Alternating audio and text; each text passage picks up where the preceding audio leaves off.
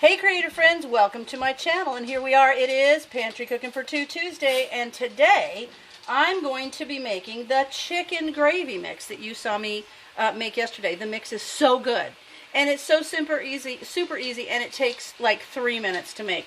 So it's just, you take your pot, you put a cup of cold water in there, and then it's a half a cup of the gravy mix. And I always vacuum seal it to keep it fresh longer. And then I use these jars, are jars that I don't use for canning, so that's why I'm using a metal utensil in there. I just want you to know, if this was one I intended to can in, I would not be using metal because it scratches the inside of the jar and can make micro scratches that will cause the jar to break. So a little bit more for good measure. So there you go. A half a cup is going to be mixed into that water. And now I will re-vacuum seal that so it stays fresher longer. We'll do that in a little bit. And now all we do is I'm going to take my little whisk. I'm going to put this on medium heat, and I'm just going to keep whisking it until it becomes nice and thick like gravy. That's it. It'll take about 3 minutes, so I'll be right back.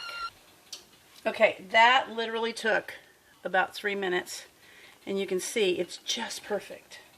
So I'm gonna give it a little taste. I just want you to see this. So good. And I'm going to just keep this warm because I've got some chicken tenders in the oven, and we're gonna have mashed potatoes and gravy, but I just can't stand it. I gotta try it. It's hot. Oh, so good. That is my favorite gravy ever.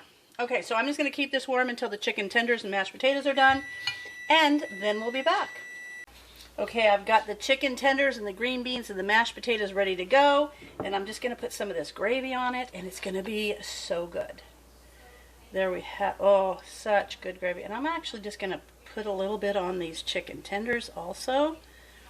So there is a delicious meal made with the chicken gravy from the Mix It Up Monday recipe that I showed you yesterday, and it's delicious. So I hope you guys give it a try, and I hope you love it.